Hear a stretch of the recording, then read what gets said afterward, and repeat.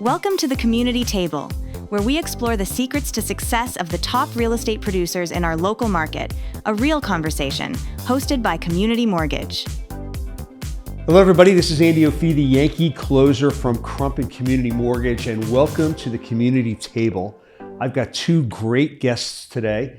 We have the co-owners of Coldwell banker Collins-Maury, Angie Ware and Sean Blankenship. Thank you so much for coming on our podcast today. I'm really excited to hear a lot about you and your company and what you're doing to conquer this incredibly difficult market. So let's just get right into it. How difficult is the 2025 real estate market, and what are you guys doing to kind of alleviate some of the challenges that we're all seeing?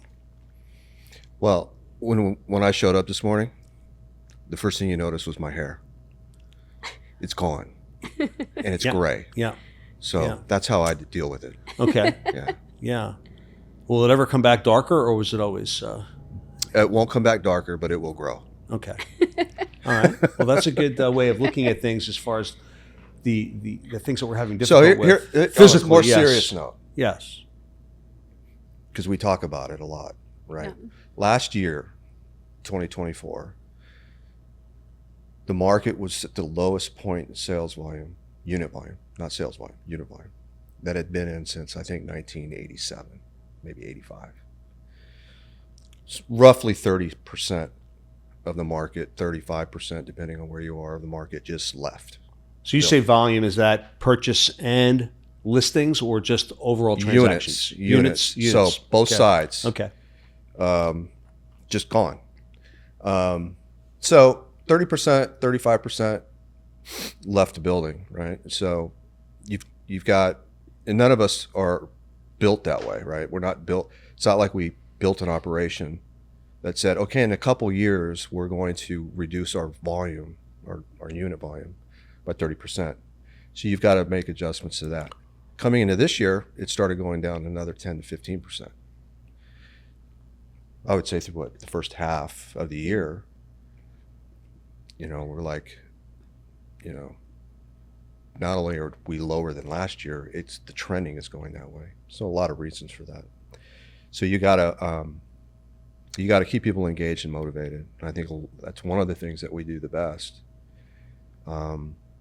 is really try to bring things that really are actually both mentally and physically providing our agents and our staff, for that matter,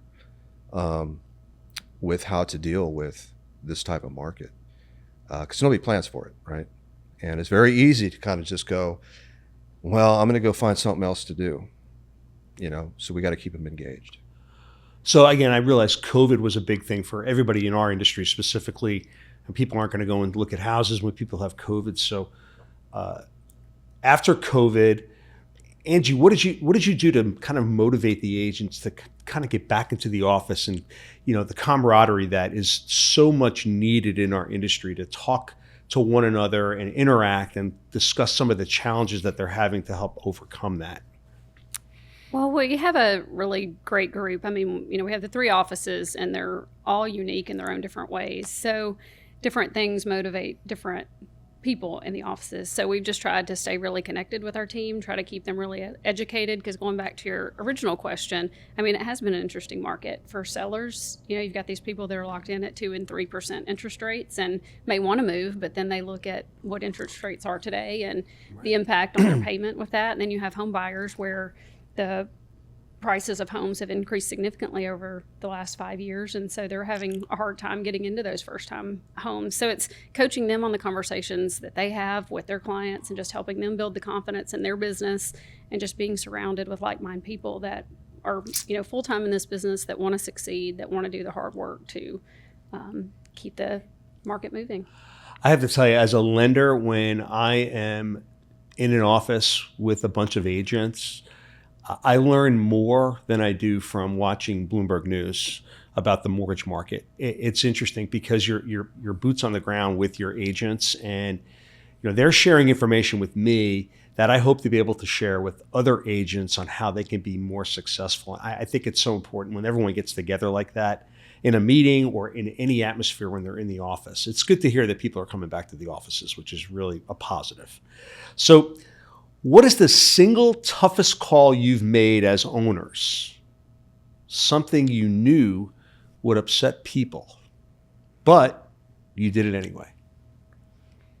You openly admitted you were a Yankee fan. No, go ahead. What was it? No. Can we talk about the World Series? No, we cannot. No, we cannot. We cannot go down there. No. Go Dodgers. Angie, I'll let you start with that one. Toughest call, Andy. Because that was a twist, right? So I'll give you a little walk down memory lane.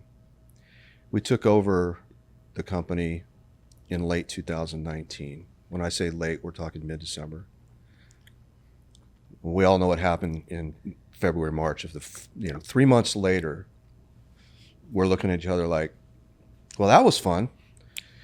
Nobody's coming in the office. We're not allowed to go in the office. Thankfully, we're designated as a necessary market business.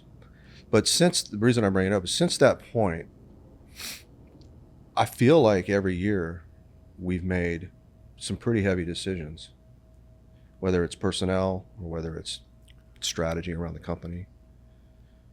But you threw a twist in there. You said it pissed everybody off, right? Isn't that right? Something like that? Yeah. Wow. I don't think we really go into a major decision thinking that. There's always unintended consequences. I'm drawing a blank. Was there one that we've done that? I don't think we've necessarily done anything that we knew was going to make everybody mad.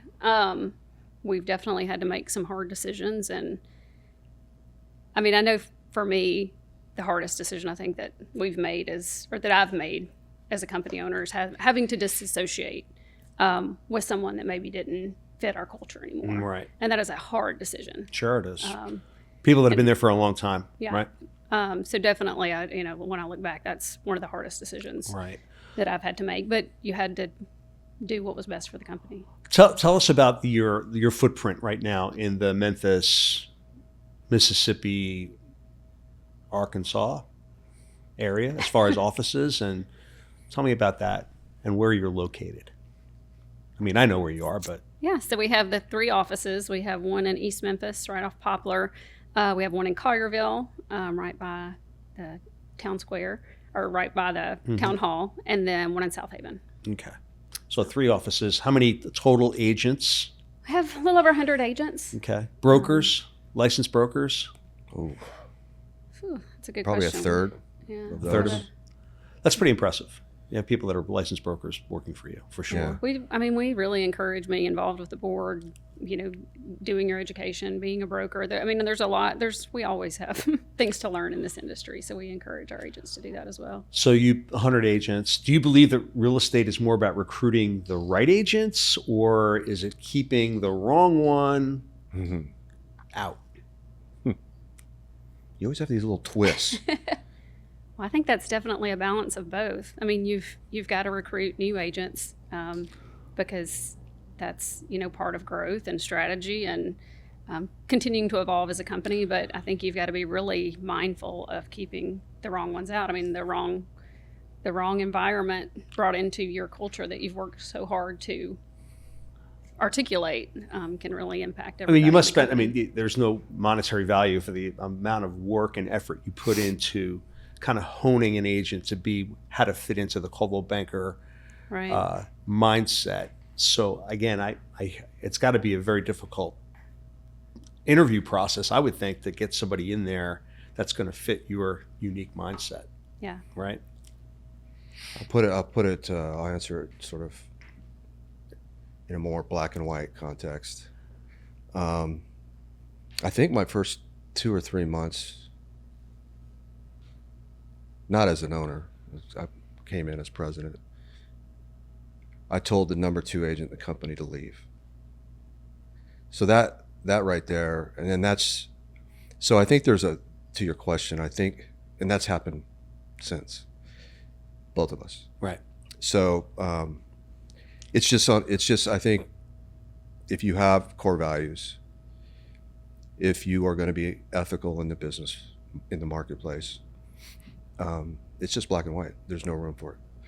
that doesn't mean you just walk around on a whim, right, and make decisions like that. It's a long road before you make that decision. But here's the thing. You put a twist at the end, right? I did.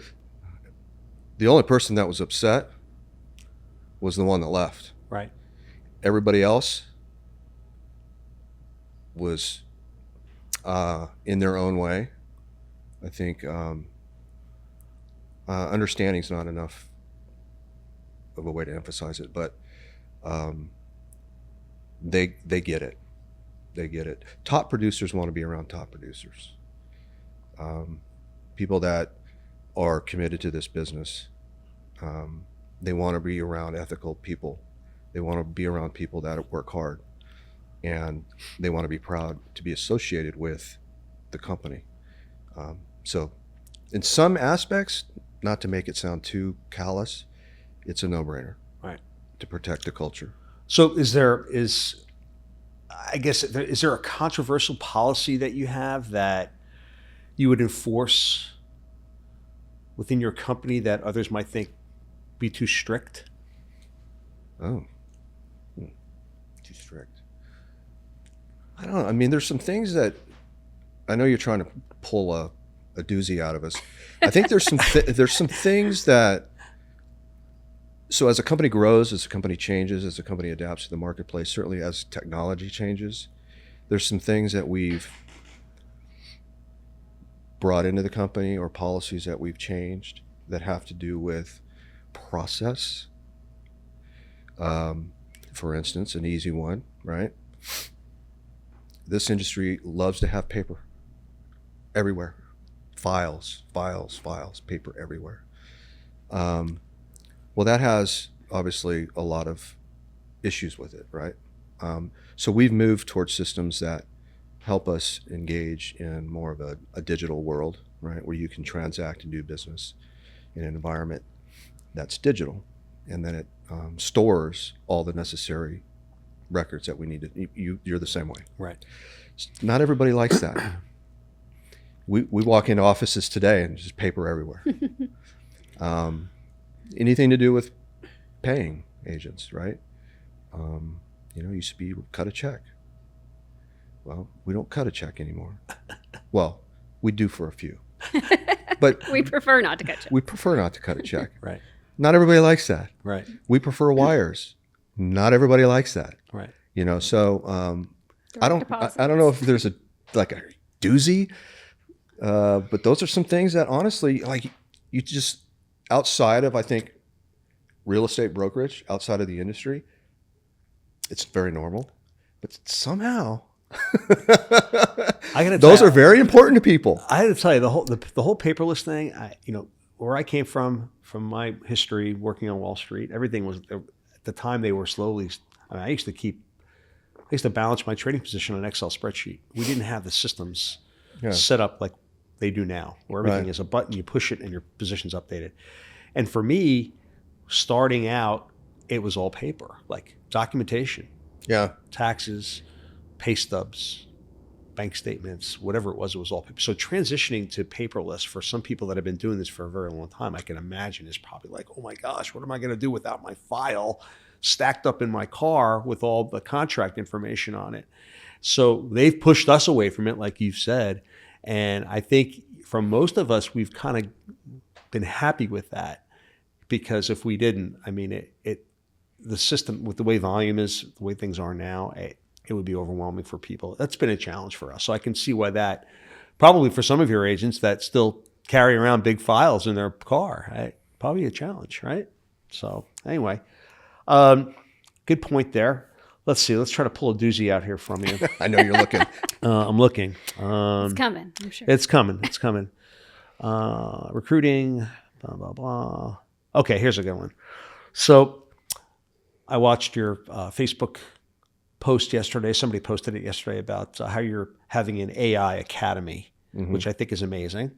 Looking at the next 2 years, not necessarily what keeps you up as an owner, but how significant do you think AI is going to be to the real estate industry for the next 2 years. I can tell you how much it's integrated into my business flow now in regards to marketing, but how are you handling it now with this academy? What's it called? Is there a name for it? Like, you have a cool AI name? Academy RE.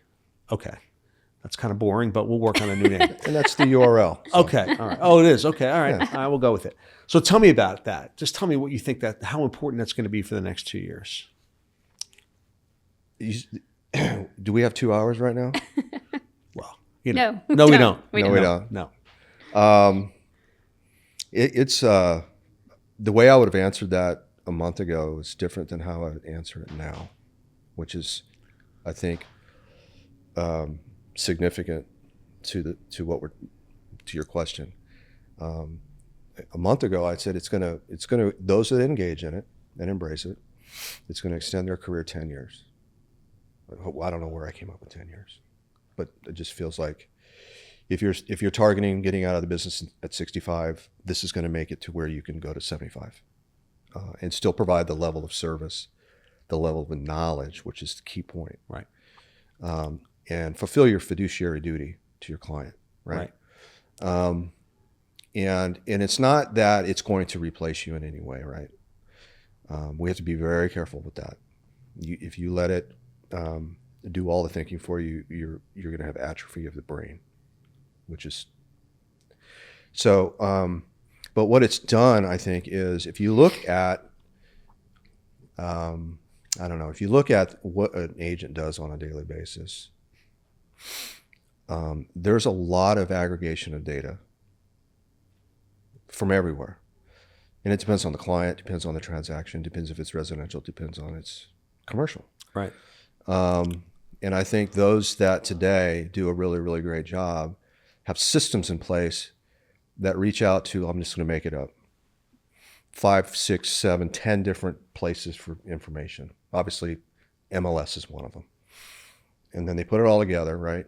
And then they layer on top of that their own common sense, their own skill set, their own knowledge that they've developed for 10 years, 15 years. AI takes all of that, which is very laborious and takes hours. AI can do that in minutes, literally can do it in minutes.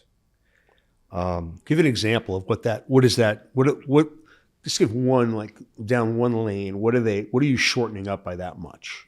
Give an example of like what are the commands would be? There's several, and I'll let Angie anytime jump in. But market research. So, a lot of what agents outside of the actual transaction do is marketing, right? So you can give commands and you can find out very, very detailed information about any given neighborhood, zip code, city, state, market. That would take hours to do, especially if you don't live there. Right. Right. You can do that like that. You can do commands that can compare offers. So if you have a multiple offer situation, depending on your knowledge and skill set and understanding as an agent already, your command can help get to the decision that you're trying to make in seconds. By uploading, you could upload 20 offers in a PDF format. You can compare contracts, you can compare addendums, you can compare LOIs. It's endless, the things that you can do both transactionally and from a marketing standpoint in an instant. Now, that doesn't mean you just go, okay, and then give the answer. That means we teach it, right? You got to read it. You got to make sure it's right. There's been instances where AI will have an hallucination and it'll tell you that there's a case study I was talking to a lawyer about this. There's a case study that didn't even exist. It made it up. It'll make up listings. Right. So you got to really, at this point in our life stage of AI, you got to pay attention. But so I think big picture, right? When I back to the 10 years added to your, I think it makes you incredibly more efficient. I think it actually opens up your mind to other things that you can imagine or think about or do. But at the same time, it activates you in a way that is different than today, where you do have to layer in your common sense. Because the table stakes are going to go up. The bar is going to go up. There's several industry pundits that have said it's not a matter of engaging with AI. It's a matter of when. Otherwise, you're going to get left behind. Right. Definitely. We're at a point right now where I think if as a company, our company, and in the residential real estate market, if you're not using that right now, like you said, you can get caught up in the whitewater real fast. So what are you doing? Because I see how people react when people say the word AI, and it's like, oh my gosh, like I don't want to do it. What are you doing to challenge people to just try to use it and just show them what the results are? Is there something like, I know there's probably not a magical phrase, but what are you doing to motivate them to use it? Well, I think the AI Academy, which Sean is leading, is doing a really good job of that. I mean, it was a 6-month commitment to kind of go through this. So it wasn't like one class. 6 months. Okay, great. Because there's so many levels to it. Oh, yes. Yeah. That it can be overwhelming. So it's just, every time we meet, it's just a little bite-sized piece of this is what you could do and this is how you utilize it, and actually going through the steps of doing that. Because I do think we're in an age where we're getting data at a much different speed than we ever have before, right. Whether it's through AI or how people search. The technology is just rapidly changing, and so you've got to be engaged with what it is, how to use it, I think, to stay competitive as agents in this market. Angie mentioned it's 6 months, so it's every 2 weeks. And the framework of the academy is, let's focus on the 5 most important things that you need to do, right? And then each week we build on it, right? And then at the end, we're going to put it all together, and we're going to create an integrated campaign based on that. So the hardest thing, I think, not just for real estate agents, but for anyone in any business, the hardest thing is content creation. Right. Hands down. That's right. Oh yeah. Advertising is easy. Right. Creating the content's the hardest thing. Try to write copy for something. Right. You won't.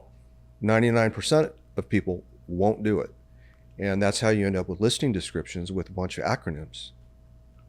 Well, and I think agents can get caught up in, because there's so many different applications for AI today. It's not just chat, it's not Grok, it's not, there are so many different things that are good for video editing, for creating content, for the copywriting. So, I mean, through the AI Academy too, we've also looked at a lot of different things and kind of which are the best ones to use to reach the goals you're trying to accomplish. Yeah. I have to admit, my video editing that I do it on my phone. And I do it by myself. I could probably have, AI do it, but, I'm so hands-on. Like, I just want to make sure I'm doing it myself. So for me, I have to kind of agents have some of those same struggles. Yeah, I should probably try to break away from that. It's just I don't want to let it go. Yeah. But once somebody's kind of dumbed it down for you to be able to know the right thing to use, and once you try it, then you realize I was wasting so much time. Yeah, I think for me it was like getting the right commands. Yeah. And then training your chat. Well, and we do that in the Academy. There are prompts ready to go for them to put in. See, that's, so if you have them pre-written for them, there's no reason why they shouldn't be trying them. Yeah. But I wouldn't say, I think to your point, it doesn't keep us up at night. I think it excites us because of all the possibilities and how it will change the business. Right. But just being engaged with it and, being at a brand that supports technology and, at our level as owners, the investment in technology. Right. So it excites us. Let's say, so at the end of the day, you go home, here's a doozy. What do you want your legacy to be? Never even thought about it. Oh, that's a big one. Never thought about it. My legacy is hopefully whatever my wife and kids say about me. Huh? That's really all that matters. You don't care what I say about you? I do right now. Okay. I never really thought about it. I know it's a big thing with people as they age. But I think people, when they think about it too, I know I think about my family, right? But for business-wise, where are you leaving your footprint? And I think you guys already pretty much have. The way you've kind of taken the company over in 6 years during a very difficult time, and kind of reinventing the name. And when I see the name of your company, I think of, as big as Coldwell Banker is globally, locally, I think of you as a powerhouse boutique. And I hope you don't take that the wrong No, way. But I think love of it that. that way because the agents that I know that work there, they're like on a level that it's totally impressive. And I know that when I'm working with them on the listing side, if I have a buyer going in there, I know that they're going to be responsive to me. Yeah. Not because I'm somewhat family to your company, but I just, that's how I perceive you. And I think you've already done that, making that legacy locally. And that is our goal. I mean, really, I think in the industry, there's kind of two models. There's either a high value or a low cost model. And our model is not inexpensive. Right. But what we want is for the people that we work with, the lenders, the people that we work with, and our customers to feel a difference in working with us, to feel that professionalism, to feel the level of knowledge that our agents have. So that's something we take a lot of pride in. Right. So what do you do at the end of the 6 months? I want to hear Angie's answer. For what? Legacy. Oh, okay. Because it might spur something for me. Okay. I don't know. Have So you thought Angie, about what- it? Is that something okay. you thought? So we'll cut into that. She's just getting going in life, so I'm not sure she's had a lot of time to think about it. I mean, I think I do. I mean, just because I do have two little girls that I think watch a lot of the things that I do. So I do think about my actions and decisions I make. And I do hope that I was a positive impact on our community, on our business, on my family. And as long as people can look back and think that I helped them achieve something or I was a positive influence in their life, I think I'd be happy with that. Solid answer. Yeah, Solid. that's good. Right? See? I pulled it out.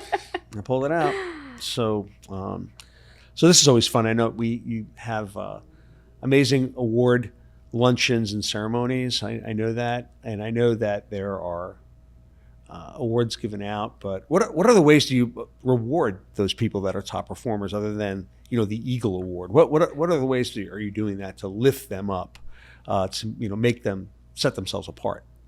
Anything else that you're doing? I mean, I think it's a little different for me. I mean, I think top producers like to be recognized, but I think more than that, I think when the true relationship comes is when it's not good. I mean, because even top producers struggle. This business is so cyclical that even top producers struggle. So I think recognizing when people aren't having a great year and what you could do to support them, and recognizing when people may be going through something personally and what you could do to support them, I think for not just top producers, but really anybody, I think that's where the relationship strengthens, is in those moments where they need support. yeah, I mean, I love being around people that are, killing it, just to hear what they're doing that potentially I could be doing different to help grow my business. And when people are down and they are struggling, I like when they call me. I feel empowered by that. So, and I know you get a lot of that in your office. I know that. Yeah. And so we absolutely recognize our top, we do have a big awards luncheon that we recognize our top agents for things they've done in business and things they've done personally. But I think in those other moments are where you really strengthen and provide value. Sean, anything on that? That's really good. I think, look, recognition, whether it's real estate or whatever, recognition is important. It means something to people different ways, top performers. But kind of, I think what I'm going to give an interpretation of what Angie was saying. It's like character, right? Character is when nobody's looking. That's your character. And if a top producer or somebody who's brand new to the business is struggling, it's what you don't see that matters. I think that's very much what Angie was saying. It's the phone call you get at 9 o'clock at night. It's the text message. It's listening, or it's asking the question when you see somebody, what can I do for you? How can we help you get through this, right? Here's the tools that we have at our disposal. What can we deploy to help you get through this? It could just be a lunch just to listen. So I think recognition is very public. It's on social media. It's at the awards. You come every year. Thank you very much. Yep. We love having you. So I think there's that, but I think the real heavy lifting is done when nobody's looking. Agreed. So as most people know, my son Max was a St. Jude patient, and it's incredible what your company has done to become affiliated with St. Jude. Tell us just a little bit how that has impacted your lives, just as much as it impacted mine, not only because my son was a patient, but because I know that there are agents that are, taking proceeds from what they're doing within their business to give back to St. Jude. Tell us how does that impact your life? I mean, it has been such a blessing for us, being especially here in Memphis with St. Jude. Having that affiliation means a lot to us, and it has really resonated with the company. So like you said, for every transaction from our company, a donation is made to St. Jude, and just some of the things that have spurred from that. I mean, a couple of years ago, we had one of our agents who made was it $10,000 or $20,000 donation?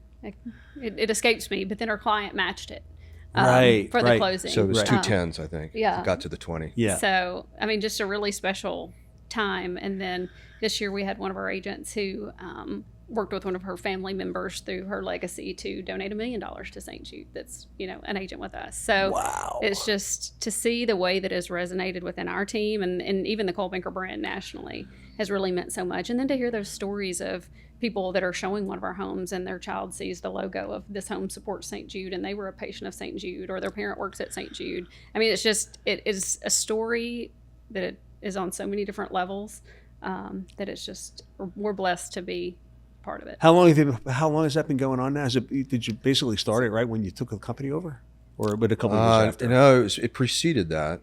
Oh, okay. I'm going to throw out 2019. It started percolating in 18. Okay. 2018. There's a great story behind it. And then I think it officially, the ink was dry. Right. Somewhere in the summer of 2019, I feel. I think it might have been a little later than that, but I'm not 100% sure. We might, give or take a year, maybe. Right. So this is when this is Coldwell Banker, not just Coldwell Banker in Shelby County. This is Coldwell Banker Global that Correct, you guys yeah. are part of that whole Right, thing. right. But it started here. Yeah. It started with, here I go again with stories. Yeah. For those who are listening or watching, I used to work at Coldwell Banker. And Corporate. I did. And one of the people on my team, this is obviously, I've left, right? So she was speaking in San Diego at a conference, and somebody from Allsac was there and listened to her talk about the meaning of home. She's branding. And it resonated with him because home means a lot, as you know, to the families and the patients at St. Jude. And so the kernel, the idea, literally started from a conference in San Diego. And long story short, we helped coordinate, communicate, collaborate with corporate. And it came to life. Yeah. It came to life. Which is difficult because if you think about how many different Coldwell Bankers there are, to get everybody to align with a charity like St. Jude is a monumental effort.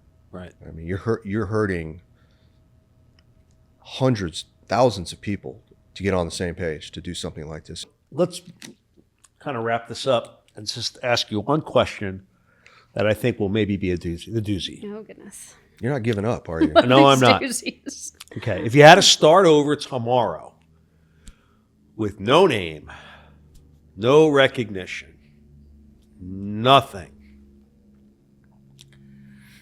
what would you do to build a brokerage from scratch? I have to build a brokerage. I was thinking I'd start a podcast. Well, you actually did start a podcast, I did. And we can plug that too if you'd like. But, I mean, if the answer, this is So almost what you're saying, the inverse of what you're saying is, what would you throw away? Yeah. Okay. Yeah. That's a viable doozy right there. You want me to give it a shot, or are you going to go for it? We might have different answers, by the way. We probably do have different answers because, so this is my 20th year in real estate, but, we were a Prudential franchise for a long time and they kind of left the market. And so I think we kind of went through that process of it was kind of starting over on looking at different brands, looking at doing it ourselves, all the pros and cons to each.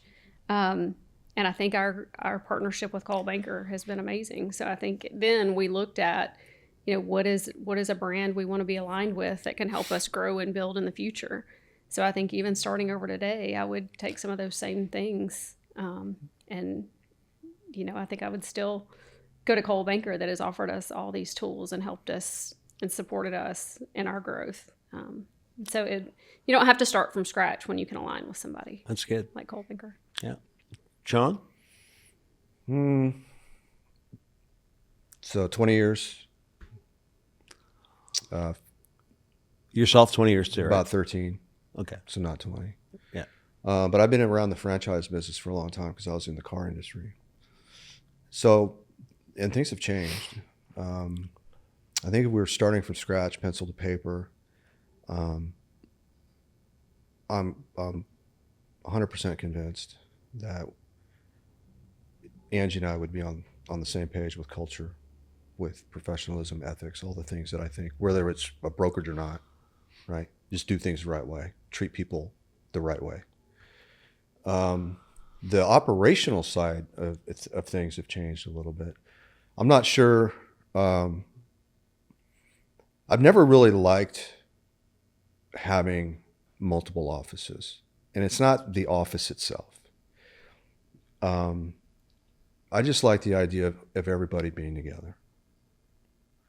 So, and that presents challenges within itself, right? How are you going to represent different markets when you're all in one market? So I don't have an answer for that right now. But it just, we see it. She said it earlier. Each office has its own personality. It really does. Yeah. And I don't know how you solve for that, but I would try to, work with Angie on how would we solve for that. And it's not necessarily a cost thing. It's just how you build a community, how you keep your culture. I think that would be one thing that I would really kind of be focused on.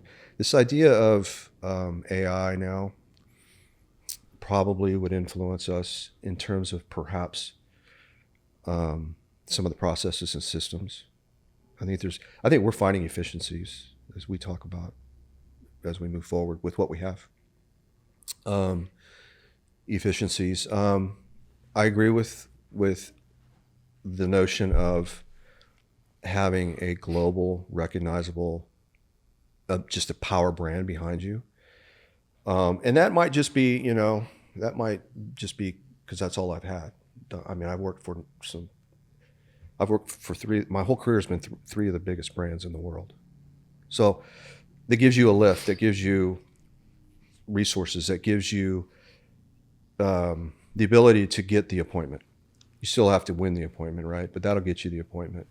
So I like what she said there about that. I think that, but like you said, actually, right? Doesn't mean you can't be a boutique. Doesn't mean you can't have your own artisan feel to what you're doing. And I think that's what we strive for all the time. It's hard to scale that. But yeah, I mean, start all over again. What we could control, putting aside the industry, NAR, the Real Estate Commission, all those things. I would look probably more operationally versus what we have today, which is, I think, a wonderful, relationship with our agents, great culture. We're there for them. We have a power brand behind us. Okay, I think the word boutique is something that kind of was taught to me by Rob Crump, who the name that we have is, along with community, I mean, that's what we do. We do mortgages, and I think people look at us as that go-to company locally, just as they would look for, your name with the big brand behind it. I mean, I use that analogy with Crump having the community name behind us. Right. So when they hear that, they just know that there's name recognition and it's valuable, and they know that they're going to get the right service and their clients are going to be taken care of. Just as when I approach your agents and or any agent that's out there that know that, hey, we're coming at you with the guns blazing, Crump and Community Mortgage behind the deal. So it's reassuring, and that's why I think your name locally and globally I see stuff on Facebook all the time from Coldwell Banker. Just wherever it might be, on TikTok. The name is out there. It doesn't say Coldwell Banker Collins-Maury, but it says Coldwell Banker. So that recognition is just huge. Globally. It's sometimes you forget. So the local aspect, right, is important. Yeah. That's because our agents are local. That's right. what they're doing. But balancing that with absent a global brand, trying to scale that and trying to go outside of your market is exponentially more difficult.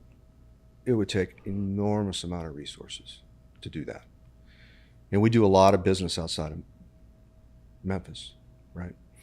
So, having that global platform, you have to remember, not everybody is born and raised and is going to die locally, right? There's a certain percentage of the population that comes in and out, right?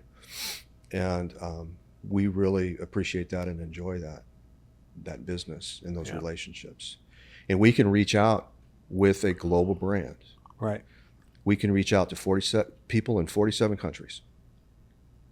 We can pick up the phone today and talk to any city in this country, and we have an instant relationship, an instant referral, and that's a beautiful thing. Yeah. I know you got one now in Panama City Beach now. We do. You have we do. Some representation down there now. We do. And to your point, I probably get once a month from not agents, but friends or business acquaintances that have gone by Coldwell Banker in another market. And we're like, hey, thought of you. Yeah. So yeah, I see the logo a lot when I Yeah. go up in Jersey. Traveling around in eastern Pennsylvania, the signs are everywhere. Yeah. My brother's neighborhood house is listed there. Yeah. So We get people in Europe taking selfies on vacation in front of a Coldwell Banker. Now they're doing it to write it off on their taxes, but